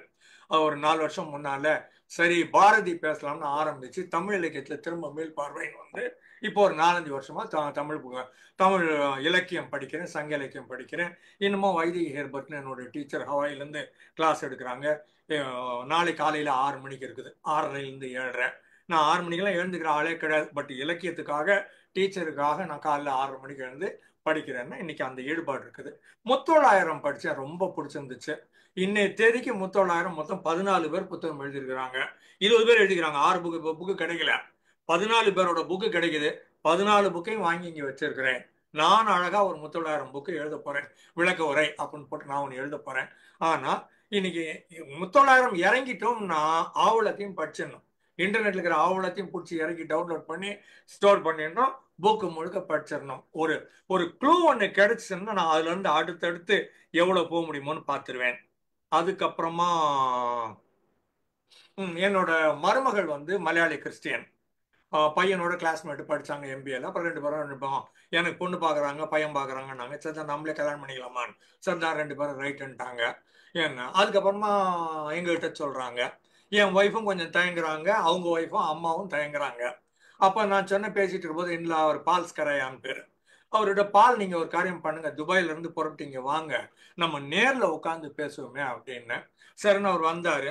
இதை விட பெரிய லைப்ரரி அங்க எங்க ரெயின்போ பிளாட்ஸ்ல. சரின்னு வந்து ரூம்குள்ள உட்காந்தாங்க, புக்கெல்லாம் பார்த்தாங்க. ஒரு 5-10 நிமிஷத்துக்குள்ள அவர் பால் சொன்னார், எனக்கு சம்மதங்க, நீங்க என் ஒய்ஃப் கிட்ட பேசிக்கோங்க அப்படின்ட்டாரு. இந்த புக்கை பார்த்ததுக்கு அப்புறமா மக்கள் வந்து அது அவங்க மனம், நம்ம ஒன்றும் சொல்ல வேண்டாம், புக்கை பார்க்குறாங்க, உடனே அந்த மனசு மாறிடுது. சரியா? அதே மாதிரி பார்க்கும்போது அதனால புத்தகம் என் வாழ்க்கையில மிகப்பெரிய வேலைகள்லாம் செஞ்சிருக்குது. இங்க திருமணத்தை பத்தி ரேணுமிரா மற்றவங்க எல்லாம் சொன்னாங்க லைப்ரரி இருக்குதுன்னுட்டு. என்னுடைய பையன் திருமணம் தமிழ் திருமணம், மகள் திருமணம் தமிழ் திருமணம் தான் பண்ணோம். சம்ஸ்கிருதம்லாம் கிடையாது, எல்லாம் தமிழ்ல. கொடுக்குற போது தேங்காய் பழம் கொடுப்பாங்க இல்லையா, பையில போட்டு. நான் என்னுடைய புத்தகம் ஆழ்மனதின் ஆற்றலும் அறிதொயிலும், அந்த புக்கு ஒரு 500 காப்பி காந்தி கணாசன் கிளாஸ்மேட்டு, நீ அடிச்சு கொடுறா எனக்கு அப்படின்னு. எதுக்கு இந்த மாதிரி என் பிள்ளை கல்யாணம் எல்லாத்துக்கும் ஒன்று கொடுக்க போறேன், டிஸ்கவுண்ட் போட்டு கொடுனா. சரி 50% டிஸ்கவுண்ட் எடுத்துக்கோ, இந்த 500 புக்கே அடிச்சு கையில கொடுத்தாங்க காந்தி. வாங்கி அத்தனை பேரும் வந்த அவ்வளவு பேருக்கும் ஒரு புத்தகம் தான் கொடுத்தேன். மகள் திருமணத்துல ஹிப்னாசிஸ் ஆடியோ சிடி ஒன்று போட்டிருந்தேன், எல்லாத்துக்கும் ஆடியோ சிடி தான் கொடுத்தேன். தேங்காய் குங்குமம் அதெல்லாம் ஒன்றும் கிடையாது. கொடுத்தது ஒண்ணு பேக்ல இது ஒண்ணு போட்டு இந்தாங்க வச்சுக்கோங்கன்னு கொடுத்தது. அதனால எல்லா இடங்களிலும் புத்தகம் எனக்கு ஏராளமான வழிகள் காட்டியிருக்குது. நான் வளர்ந்ததுக்கு நான் இந்த ட்ரைனிங் ப்ரோக்ராம்ல ஏராளம் சம்பாதிச்சு புள்ள ஆளாக்கி ஊர் இந்தியா முழுக்க சுத்தி மற்ற எல்லா காரியமும் பண்ணது காரணம் இன்னைக்கு அடிப்படையில புத்தகங்கள் தான். udemy.comல எனக்கு 70 நாடுகளில் 1500க்கு மேல ஸ்டூடெண்ட்ஸ் இருக்கிறாங்க. Transaction analysis A to Z in a nutshell, இங்கிலீஷ்லையும் தமிழ்லையும். எங்கேருந்து கிடைச்சது? புத்தகத்துல இருந்து கிடைச்சது தான். படித்தோம், படிச்சது ஒரு ப்ரோக்ராமா மாற்றி போட்டோம், udemyல போட்டோம். இன்டர்நேஷனல்லாம் இன்னைக்கு மக்கள் 1500 பேர் இருக்கிறாங்க, 70 நாட்டில் இருக்கிறாங்கன்னா நான் வளர்ந்தது சம்பாதிச்சது எனக்கு கிடைத்த பெயர் புகழோ இல்லை காசு பணமோ எல்லாமுமே அடிப்படையில் புத்தகத்துல இருந்து வந்தது. அதனால புத்தகத்துக்கு நன்றி, இந்த வாய்ப்பு தந்த ஸ்டீஃபனுக்கு நன்றி, வந்திருக்கும் எல்லோருக்கும் நன்றி, பாராட்டு. அருமை சார். சார் சரிங்க சார். அனைவருக்கும் உலக புத்தக தின வாழ்த்துக்களை தெரிவித்துக் கொள்கிறேன். வணக்கம் சார். சார், வாசிப்பால் அழகாகிறது நமது வாழ்வு. தலைப்பு எல்லாரும் சொன்னபடி மிகவும் சிறப்பானது சார். இன்னைக்கு இந்த புத்தகம் இல்லை என்றால் நான் இன்னைக்கு ஆசிரியராகவே இல்லை. எங்க ஊர் வந்து ஒரு சின்ன கிராமம் சார், திருநெல்வேலியில. அங்க லைப்ரரி எல்லாம் கிடையாது. ஆனா எங்க அண்ணன் வந்து என்னை விட 11 வயசு பெரியவங்க. அவங்க வந்து இந்த காலேஜ்ல டிராமா போடுறதுக்கு, அதே மாதிரி எங்க ஊர் திருவிழாவில் வந்து 10வது திருநாள் அன்னைக்கு டிராமா போடுவாங்க. ஸோ அதுக்காக அவங்க நிறைய லைப்ரரியில போய் புக்கு வாங்கிட்டு வந்து வீட்டில் வந்து அப்பெல்லாம் ட்ரங்க் பெட்டின்னு சொல்லுவாங்க சார். அந்த ட்ரங்க் பெட்டிக்குள்ள வச்சு எடுத்து அதை யூஸ் பண்ணுவாங்க. நான் அப்போ ஸ்கூல் போயிட்டு வந்து 7th 8thலயே நான் என்ன பண்ணுவேன்னா, ஊர்ல கிராமத்துல வந்து என்ன சொல்லுவாங்கன்னா ரேடியோ பெற அப்படின்னு சொல்லுவாங்க. அங்க வந்து சில இந்த 16 வயதினிலே இந்த கதைகள் எல்லாமே அதுல வந்து ஆடியோவா போடுவாங்க. அதை கேட்பாங்க. அதே மாதிரி டெய்லி நியூஸ் அது அங்க வந்து பேப்பர்ஸ் எல்லாம் வரும். அதுல வந்து சிந்து பாத்து கதைகள் அதை பாக்குறதுக்கும் சிறுவர் மலர் புக்கு அது பாக்குறதுக்கும் நாங்க பிள்ளைங்க ஸ்கூல் பிள்ளைங்க எல்லாருமே போய் பார்ப்போம். அதுல எனக்கு ஆரம்பிச்சதுதான் அந்த கதை புத்தகம் வாசிக்கிறது எனக்கு ரொம்ப இஷ்டமானது. எனக்கு ரொம்ப பிடிச்சது என்ன அப்படின்னா ராஜேஷ்குமாருடைய கிரைம் நாவல் எனக்கு ரொம்ப பிடிக்கும் சார். ஒரு புக்கு விட மாட்டேன். அப்பெல்லாம் வந்து ட்ரெயின்ல போனா அந்த புக்கு தான் நம்ம அந்த ஸ்டேஷன்ல வாங்கிட்டு போய் படிக்கிறது. அந்த இது என்கிட்ட இருந்தது. ஸோ அந்த அதுல ஆரம்பிச்சதுதான் என்னுடைய அந்த கல்லூரியில நான் நல்ல மதிப்பெண் எடுத்து வரலாற்று துறையை நான் எடுக்கிறதுக்கு அது ஒரு காரணமா இருந்துச்சு. இன்னைக்கு வரலாற்று ஆசிரியரா இருக்கிறதுக்கு காரணமே அந்த புத்தகம் தான். நிறைய குமுதம், கல்கி, ஆனந்த விகடன், அதே மாதிரி தென்கட்சி சுவாமிநாதன் சாரோட கதைகள், அதுக்கப்புறம் புஷ்பா தங்குதுரை அவங்களுடைய நாவல் இதெல்லாம் நான் படிப்பேன். காலேஜ்ல வந்து டிராமா போடுறதுக்காக தான் ஃபர்ஸ்ட் பொன்னியின் செல்வன் அந்த புத்தகம் நான் படிக்க ஆரம்பிச்சது. அதுக்கப்புறம் தான் நான் வந்து டீச்சர் ஆகும்போது நினைச்சேன், ஒரு கதை வடிவில் நம்ம வந்து மாணவிகளுக்கு நம்முடைய வரலாற்று பாடத்தை எடுக்கும் போது அது ஈஸியா அவங்களுக்கு வந்து அது ரீச் ஆகும் அப்படிங்கிறது எனக்கு இந்த கதை புத்தகம் வாசிக்கிறதுல தான் எனக்கு அந்த குழந்தைங்களுடைய ரிசல்ட் நல்லா கொடுக்கறதுக்கு எனக்கு ஒரு காரணமா இருந்தது. அந்த காலகட்டத்துல வந்து இந்த அதுதான் அந்த நாவல்கள் நான் சொல்லிட்டேன் நானு. அது மாதிரி இந்த பார்த்திபன் கனவு, வீரபாண்டிய கட்டபொம்மன், ராஜராஜ சோழன், அப்புறம் இந்த ராமாயண மகாபாரத கதைகள்லாம் அப்ப தூர்தர்ஷன்ல போடுவாங்க. ஸோ அதெல்லாம் போய் பார்த்துட்டு ஸோ இது மாதிரி புத்தகங்கள்லயே நம்ம இதை தெரிஞ்சுக்கலாம் அப்படிங்கிறதுக்கு அப்புறம் தான் லைப்ரரியில போய் நான் அந்த புத்தகங்கள்லாம் நான் வாங்கி படிக்க ஆரம்பிச்சது. ஸோ புத்தகம் என்பது வந்து ஒருவரால் பதிவு செய்யப்பட்ட ஒரு தகவல் தான். அந்த புத்தகம் தரும் தகவல்கள் வந்து நமக்கு வந்து நிறைய பொறுமை, பிரச்சனைகளை சமாளிக்கக்கூடிய தன்மை எல்லாம் கொடுக்குன்னு சொல்றாங்க. அது நிஜம் உண்மை, அது தெரியுது. ஒரு ஆசிரியர் என்ற முறையில நான் சொல்றது என்னன்னா, மாணவர்களிடையே இப்ப வாசிப்பு திறன் கொஞ்சம் எனக்கு குறைஞ்சுக்கிட்டே வருது. குழந்தைங்க அதை கேட்கிற மாதிரி இல்ல. ஏன்னா இப்ப வந்து இந்த சிறுகதைகள், சிறு கவிதை, சிறுவர் மலர் இதுல இருந்து ஆரம்பிச்சு அந்த குழந்தைங்களுக்கு சின்ன வயசுல இருந்தே அதை ஆரம்பிக்கலாம் அப்படின்னு நான் நினைக்கிறேன். அதே மாதிரி மழலை கதைகள், இதை ஓவியங்கள் மூலம்லாம் இதை சிறிதாக நம்ம வந்து அதிகரிக்க வைக்கலாம். சினிமா கதைகள் கூட இப்போது நிறைய வந்து பிள்ளைங்களுக்கு வந்து அதை சொல்லி அதன் மூலமா இதை புத்தகத்துல நீ படிக்கலாம் அப்படிங்கிற ஒரு தகவல். ஏன்னா வரலாறு, அதாவது சோசியல் சயின்ஸ்னால இப்போ மெட்ரிகுலேஷன் ஸ்கூலும் சரி, இங்கிலீஷ் மீடியம் ஸ்கூல்ல எல்லாம் அது வந்து வாஸ்டா இருக்குது அதோட ஆன்சர். அதனால எனக்கு சோசியல் சயின்ஸே பிடிக்கல அப்படின்னு எல்லா மாணவிகளும் சொல்றாங்க. ஸோ அதை வந்து நான் என்ன சொல்றேன் அப்படின்னா, சினிமா பாருங்க, சினிமா கதைகளை படிக்கும்போது அந்த ஒரு கொஹரன்சி வரும்போது நீங்க அதை இங்க படிச்சுக்கலாம் அப்படின்னு நான் ஒரு ஐடியா கொடுப்பேன். சார் சொன்ன மாதிரி இப்ப நிறைய கல்யாண வீடுகள்ல வந்து ரிட்டர்ன் கிஃப்ட், ரேணு மேடம் சொன்னாங்க, ரிட்டர்ன் கிஃப்ட் வந்து புத்தகங்கள்லாம் கொடுக்குறாங்க. அது கூட ஒரு நல்ல ஒரு விழிப்புணர்வு அப்படின்னு சொல்லலாம். வரலாற்றுல வந்து இடம்பெற்றவர்கள் நிறைய பேர் வந்து புத்தக வாசிகள் தான். இப்பவே சார் மேடம் கூட வரிசையா சொன்னாங்க எல்லாரையும். இந்த புத்தகங்கள் எல்லாருமே அந்த லீடர்ஸுக்கு எல்லாம் தன்னம்பிக்கையே அதிகமா கொடுத்துருக்குது. அப்போ இந்த ஒரு பழமொழி சொல்லுவாங்க, ஒரு இந்த புத்தகம் வாசித்துக்கிட்டே இருந்தா இவர் ஒரு புத்தக புழுப்பா அப்படின்னு சொல்லுவாங்க. அதெல்லாம் எனக்கு இப்ப அந்த ஞாபகம் வருது. ஸோ இப்போ புத்தகம் வாசிப்போர் அந்த அருகி வருவதற்கு காரணம் வந்து நவீன முறைகள் தான். அலைபேசி பார்ப்பது, அப்புறம் அதுலயே மூழ்கி இருப்பது வந்து என்னன்னு சொல்றாங்கன்னா, ஒரு தாய்ப்பாலை ஒதுக்கிட்டு புட்டிப்பாலை குடிக்கிறது மாதிரி ஆயிருச்சுது அலைபேசி பார்க்கிறது அப்படின்னு சொல்றாங்க. இப்ப கூட நம்ம நேற்று வந்து திரு சோம வள்ளியப்பன் சார் வெளியிட்ட இந்த நான் பேச நினைப்பதெல்லாம் வந்து புத்தகத்துல பார்த்தா, இதுவரை அறியாத கண்ணதாசன் ஐயா பாடல்கள் வந்து அதுல வந்து ஒரு வித்தியாசமான கோணத்துல சொன்னாங்க. நேத்து நல்லா இருந்தது. அது புதிய சிந்தனைகளை கொடுக்கறதா இருந்துச்சு. இன்னைக்கும் வந்து புத்தகம் படிக்கிற பழக்கம் 100ல் 5 பேர்கிட்ட இருக்கிற மாதிரி இருக்குது. என்ன கேட்டா இப்ப வந்து நான் இந்த MOM குரூப்புக்கு வந்த பிறகு சார் ராமு சாருடைய அந்த புத்தகம் படிக்கிற அந்த விழிப்புணர்வு இது எல்லாமே எனக்கு ஒரு ஆசை வருது, அந்த புத்தகங்கள்லாம் படிக்கணும் அப்படின்ட்டு. அதெல்லாம் இப்ப நான் படிக்க ஆரம்பிச்சுட்டு வரேன். என் பணி ஓய்வுல என்னுடைய சிந்தனையை மாற்ற இந்த புத்தக கருத்துக்கள் வந்து எனக்கு வந்து ஒரு ஒரு சொல்யூஷனா இருக்கும் அப்படின்னு நினைக்கிறேன்.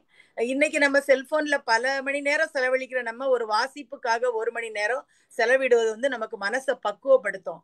இப்போ ஒரு வீட்டுக்கு வெளிச்சம் தருவது சாளரம்னா புத்தகங்கள் இல்லாத வீடே சாளரங்கள் இல்லாத சத்திரன் தான் சொல்றாங்க.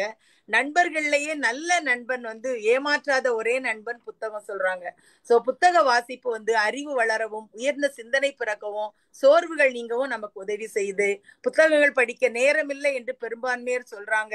ஆனா விமானம், பேருந்து, தொடர்வண்டி, உயர் அலுவலரை சந்திக்க காத்திருக்கும் நேரத்துல கூட அந்த நேரத்துல வீணாகாம புத்தகம் படிக்கிறவங்க நிறைய பேர் இருக்கிறாங்க. அதான் சார் நேத்து கூட சோமு வள்ளியப்பன் சாரோட அவங்க பேசும்போது பேருந்தில் போகும்போது எனது தந்தை கதை எழுதுவார் அப்படின்ட்டு அவருடைய மகன் சொன்னாரு. அதாவது இந்த தலைமுறையினருக்கு அப்ப அதுல இன்ட்ரெஸ்ட் கொண்டு வர்றது இந்த புத்தகங்கள் தான் அப்படிங்கிறதும், நூலகங்கள்ல இருந்து புத்தகங்கள் எடுத்துட்டு வந்து படிக்கணும் அப்படிங்கிற எண்ணத்தையும் அவங்களுக்கு கொடுக்கணும். இன்னைக்கும் வந்து தமிழ் வந்து நான் பிழை இல்லாமல் எழுதுறேன் அப்படின்னா அந்த புத்தகங்கள் தான் நான் காரணம்னு சொல்லுவேன். அதே மாதிரி புத்தகங்கள் படிக்கும் போது நமக்கு வந்து சில நிறைய கேள்விகள், புது புது கேள்விகள், நாமளே உருவாக்கக்கூடிய கேள்விகள்லாம் வரும் அதற்குரிய பதிலை கண்டுபிடிக்கிறதுக்கு. நல்ல புத்தகங்களை படித்து கெட்டு போனவர்கள் யாரும் உலகத்துல இல்ல. சோ புத்தகங்கள் நல்ல பெற்றோரை போல அறிவுரை கூறுவதுதான். ஒரு புத்தகம் வந்து ஒரு மனைவியை போல தாங்கி நிற்கும்னு சொல்றாங்க. மழலைகள் போல மகிழ்ச்சி கொடுக்கும்ன்றாங்க. காலையில என்னோட சிறு கவிதையில கூட கொடுத்திருந்தேன். புத்தகம் வந்து மகவை விட அதிகம் நம் கரத்தில் இடம் பிடிக்கிறது. கண்டிப்பா ராமு சார் கையில வந்து பேர குழந்தைகள், உங்க குழந்தைங்களோட புத்தகங்கள் தான் நிறைய அவங்க கையில இருந்திருக்கும். சோ எனவே அறிவை விருத்தி செய்ய நல்ல புத்தகங்களை நாளும் படிப்போம், வாசிப்பை நேசிப்போம். புத்தகங்கள் காலம் என்னும் அலைகடலின் ஓரம் உயர்ந்து நிற்கும் ஒரு கலங்கரை விளக்கம் போல் நம் வாழ்வை பிரகாசிக்க செய்யும் என்று கூறி, புத்தக வாசிப்பால் நமது வாழ்வு அழகாகும் என கூறி நல்ல தலைப்பை கொடுத்த நமது MIM நிறுவனர் திரு ஸ்ரீபன் சார் அவர்களுக்கு நன்றி கூறி விடைபெறுகிறேன். நன்றி.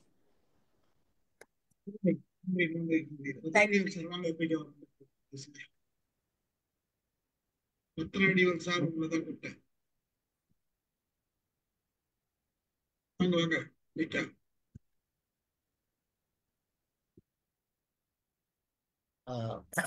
அனைவருக்கும் வணக்கம். நான் ஒரு உரையை வாசிக்கிறதாத்தான் இருக்கு. நான் ப்ரிப்பேர் பண்ணல, கடைசி நேரத்தில் தான் நான் இதை பார்த்தேன். கொஞ்சம் பிஸியாக இருந்துட்டேன். அதனுடையனால அதை வாசிக்கிறது அப்படியே வாசிக்கிறேன். உண்மையிலே இது ஒரு நல்ல அருமையான ஒரு தலைப்பு. நாங்கள் பேசியிருக்கிற இந்த தலைப்பு வந்து வாசிப்பதால் நமது வாழ்வு அழகாகிறது என்பது வெறும் ஒரு கருத்து மட்டுமல்ல, அது ஒரு வாழ்வின் அனுபவத்திலிருந்து வரும் உண்மையான விடயம். வாசிப்பது என்பது ஒரு செயலாக மட்டுமல்ல, அது மனதை வளர்க்கும் ஒரு பயணம். ஒரு பக்கம் மனதுக்கு நிம்மதி கொடுக்கும், மறுபக்கம் அறிவின் கதவுகளை திறக்கும். நம் வாழ்க்கையின் ஒவ்வொரு நல்ல மாற்றத்தையும் நீங்கள் எடுத்து பார்த்தீங்கள் என்று சொன்னால் அது வந்து வாசிப்பின் மூலம்தான் அது ஆரம்பமாகிறது. இது என்னுடைய நம்பிக்கை, என்னுடைய அனுபவம். எமக்குள்ள இருக்கிற பெரும்பாலானோருக்கு வாசிப்பின் பழக்கம் சிறு வயதிலேயே வந்திருக்கும், அதுல சந்தேகம் இல்லை. ஒரு சிறிய கதையை படிப்பதில் இருந்துதான் வாழ்க்கை எனும் நூலை நாங்கள் படிக்க ஆரம்பிக்கிறோம். அந்த கதைகள், கவிதைகள், கட்டுரைகள் அனைத்தும் எங்களுடைய மனதில் ஒரு அழகிய தோட்டத்தை உருவாக்கி இருக்கின்றன. அழகிய மலர்கள் பூத்து குலுங்கும் ஒரு பூந்தோட்டம் என்றால் அது மிகையாகாது.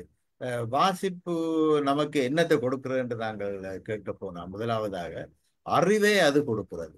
ஒரு புத்தகத்தை நாங்கள் வாசிக்கிற போது நாம் ஒரு புதிய உலகத்திற்குள் நுழைகிறோம். அந்த உலகத்திலே புதிய வார்த்தைகள், புதிய சிந்தனைகள் நம் அறிவை விரிவுபடுத்துகின்றன. இருக்கின்ற அறிவை மேலும் அது வளமாக்குகின்றது. எத்தனை புத்தகங்களை நாங்கள் வாசிக்கிறோமோ அவ்வளவுக்கு நம் பார்வையும் ஆழமாகின்றது, அகலமாகின்றது. இதுதான் உண்மையான விடயம். அந்த எப்படியாக இந்த அறிவு என்ற விடயம் எங்களுக்கு இந்த வாசிப்பின் மூலம் கிடைக்கிறது என்பதை பொறுத்து. இரண்டாவது நான் சொல்ல விரும்புறது என்னன்னு சொன்னா மன அமைதி.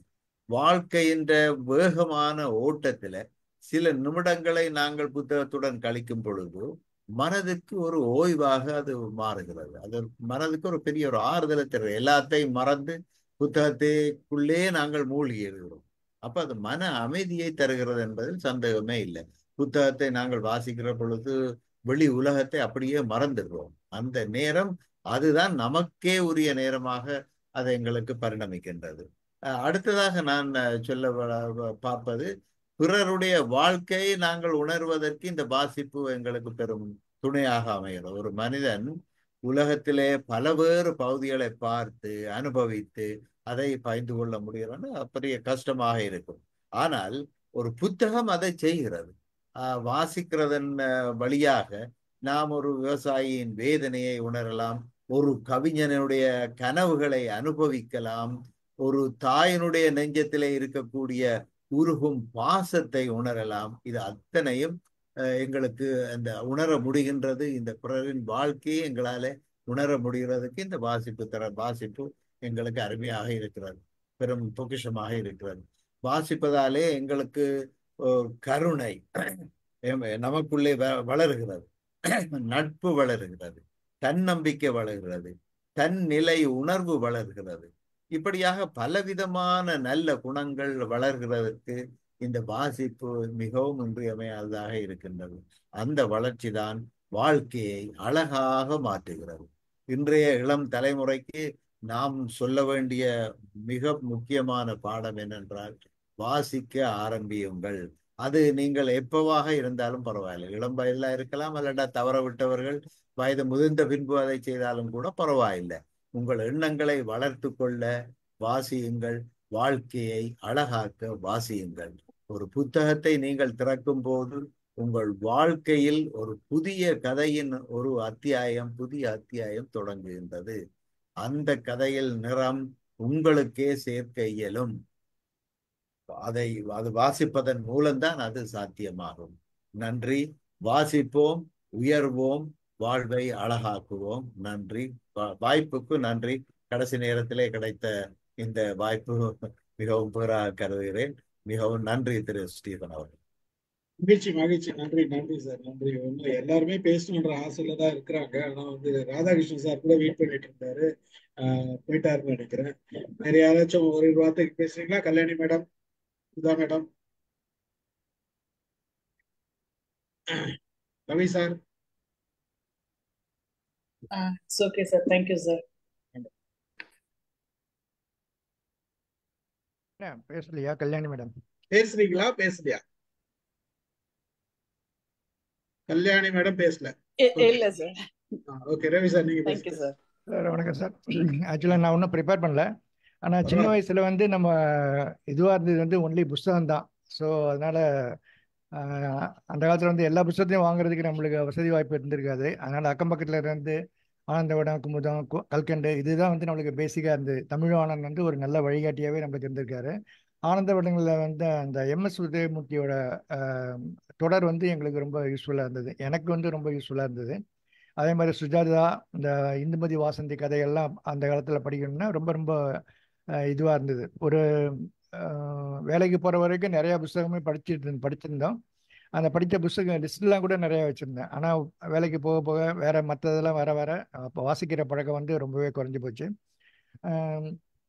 இந்த how to win friends and influence people, இந்த டேல் கார்னியே புக்கு, அதெல்லாம் வந்து அந்த காலத்தில் படித்தது வந்து இன்னும் பசுமையாக நினைவாக இருக்குது. அதெல்லாம் ஓரளவுக்கு நம்ம வாழ்க்கையை செம்மைப்படுத்துது கூட சொல்லலாம். அண்ட் எஸ்பெஷலி இந்த ஆனந்தவிடன் குமுதலில் வந்து இந்த என்னது செல்ஃப் இம்ப்ரூவ்மெண்ட்டுக்கு வந்து நிறைய இது துணுக்கு மாதிரி போடுவான். ஸோ அதெல்லாம் வந்து அந்த காலகட்டமாகவே இருந்தது. இந்த புத்தகம் படிக்கிற பழக்கத்தை வந்து பசங்கிட்ட கொண்டு போகிறது வந்து இந்த காலத்தில் ரொம்பவே கஷ்டமாக இருக்குது. ஏன்னா they are addicted to mobile. எப்படி நம்ம இது சொன்னாலும் வந்து சும்மா ஒரு பக்கம் படிங்க 2 பக்கம் படிங்கன்னா கூட அவங்க படிக்க மாட்டேங்கிறாங்க. அதெல்லாம் வருத்தமாக தான் இருக்குது. ஆனால் அந்த பழக்கத்தை எப்படியாவது பசங்களுக்கு கொண்டு போகிறதுக்கு முயற்சிட்டு தான் இருக்கும். இந்த ஒரு வாய்ப்பை கொடுத்ததுக்காக உங்களுக்கு நன்றியும் வாழ்த்தும். Thank you sir. மகிழ்ச்சி சார், நீங்க பேசுனதே எங்களுக்கு மிகப்பெரிய மகிழ்ச்சி. ஏன்னா எப்ப கூப்பிட்டாலும் முடியாதுன்ற ஆளு அதுக்கு தனியா கை தட்டுங்களா? மிகப்பெரிய மகிழ்ச்சி, சந்தோஷமா இருக்கு. எல்லாரும் ரவி சாருக்கு 4 முறை தட்டுப்பா. கல்யாணி மேடம் நீங்க கூட கை தட்டலாம், வேணான்னு சொல்ல மாட்டார் ரவி சார். நேரில் இருந்தா முதல்ல தட்டலாம். சரி, இப்போதைக்கு கை தட்டும். அமுதா மேடம், ரிஃபாய் பாய். இல்ல, கூடுதலா ஒரு தகவல் ரவி சொன்னது, தமிழ்வாணனை பத்தி சொன்னாங்க. 1975 ஞாபகம், தீபாவளிக்கு முந்தின நாள் Tamilvanan gets heart attack and gets admitted hospital. Deepavali அன்னைக்கு வேணும்னா முடிவு பண்றேன், நான் வீட்டுக்கு போறேன்னு முடிவு பண்றாரு. அப்புறம் புறப்பட்டு ஏதோ சண்டை கண்டை போட்டு மத்தியானத்துக்கு மேலே சரி போ அகேன்ஸ்ட் மெடிக்கல் அட்வைஸு டிஸ்சார்ஜ் பண்ணுறாங்க.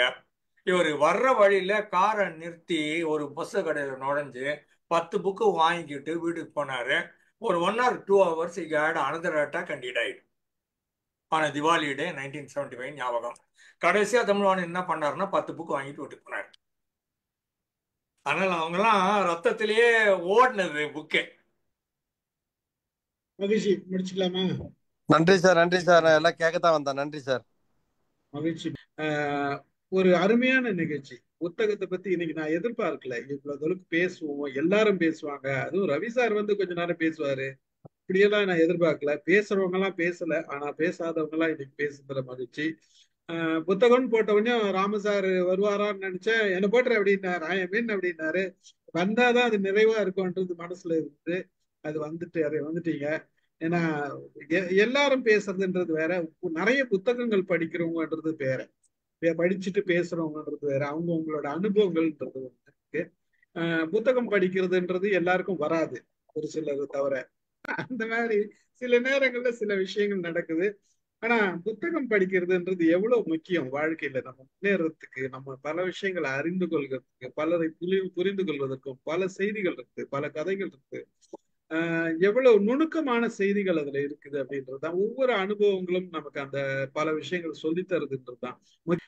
கலந்து கொண்ட அனைவருக்கும் நன்றி கூறுகிறேன். ஒரு அருமையான நிகழ்ச்சியா நடந்தது. 2.5 மணி நேரம் நம்ம பேசினாலும் இந்த 2.5 மணி நேரம் வந்து ஒரு முக்கியமான ஒரு சொத்துன்னு நினைக்கலாம். நம்ம இதுல வந்து மைண்ட் யுவர் மைண்ட்ல 4 வருஷம் ஆகுது, இது 5வது வருஷம். 5வது வருஷத்துல நம்ம புத்தகத்தை பத்தி பேசி இருக்கோமா அப்படின்னா கம்மியா தான் பேசி. இன்னைக்கு வந்து எல்லாருடைய கருத்தும் புத்தகத்தை பத்தி பேசல, ஆனா புத்தகத்துல இருக்கிறத பத்தி நிறைய பேசிருக்கோம். புத்தகத்துல இருக்கிறத நிறைய பேசிருக்கோம், அதுல எந்த விதமான சந்தேகமும் இல்லை. நேத்துக்கு விழால வந்து மைண்ட் யுவர் மைண்ட் ஒரு மிகப்பெரிய ஒரு பதிவு பண்ணிருக்கு. நேற்றுக்கு விழால நம்ம டீம் அவ்வளவு கும்பல் வந்தது, எல்லாரும் நின்னது. அன்று வந்திருக்கக்கூடிய நம்ம கருப்பழனியப்பன் அது என்னது மைண்ட் யுவர் மைண்ட் பல பேர்கிட்ட கேட்டுக்கிறாரு. அது மிகப்பெரிய செய்தி, அது மகிழ்ச்சியா இருந்தது. பல பேர் என்கிட்ட கார்டு வாங்கிட்டு போனாங்க. நம்ம டீம் பார்த்த உடனே நம்ம அங்க இருந்ததுலயே எல்லாரும் தனித்தனியா வந்துட்டாங்க, ஒரு குழுவா வந்திருந்தது நாம தான். கிட்டத்தட்ட 20 பேர் இருந்தோம். ரொம்ப மகிழ்ச்சியா இருந்தது. இது எல்லாமே நம்ம புத்தகம் தான். நேற்றைய நிகழ்ச்சி புத்தகம் தான், புத்தகத்துக்காக வந்த விஷயம் தான். புத்தகங்கள் நாமளும் எழுதுவோம், நம்ம ஒவ்வொருத்தரும் எழுதுவோம். ராமசார் பல புத்தகங்கள் எழுதிட்டு இருக்காரு. அது அவருக்கு விரைவில் முடிக்கிறதுக்காக நம்ம ஒரு எல்லாரும் கைத்தட்டுவோம். சீக்கிரம் முடிக்கணும் ராமசார் புக் எழுதி கடகடன்னு. நாமளும் அதுக்கெல்லாம் ஒரு விழா வச்சு நம்ம கும்பல் காட்டணும் ஒரு இதுக்கு. மகிழ்ச்சி. கலந்து கொண்ட அனைவருக்கும் நன்றி கூறுகிறேன். அருமையான நிகழ்ச்சி. பிரசன்னா கூட அருமையா பேசினாங்க அவங்களோட அனுபவங்களை. கல்யாணி மேடம் தான் இதுல பேசாத ஒரு எழுத்தாளரா இருந்து நான் பேசலன்றதுதான் வருத்தத்துக்குரியதா இருந்தது. நானும் தான் பேசல. அமுதா மேடம் பேசுங்கன்னு கூப்பிட்டேன் நானு, நீங்க இல்ல நான் வந்து பேச வேண்டான்னு தான் இருந்தேன் சார். ரொம்ப மகிழ்ச்சி மேடம், நன்றி. கல்யாணி மேடம்க்கு ஒரு நன்றி. ஏதோ சொல்ல வராங்க கல்யாணி மேடம். எழுதினால் என்ன வரும்னு ஒரு தலைப்புக்கு வாசிக்க போயிட்டேன் கவிதை, வேற ஒண்ணும் இல்ல சார். ரொம்ப மகிழ்ச்சி.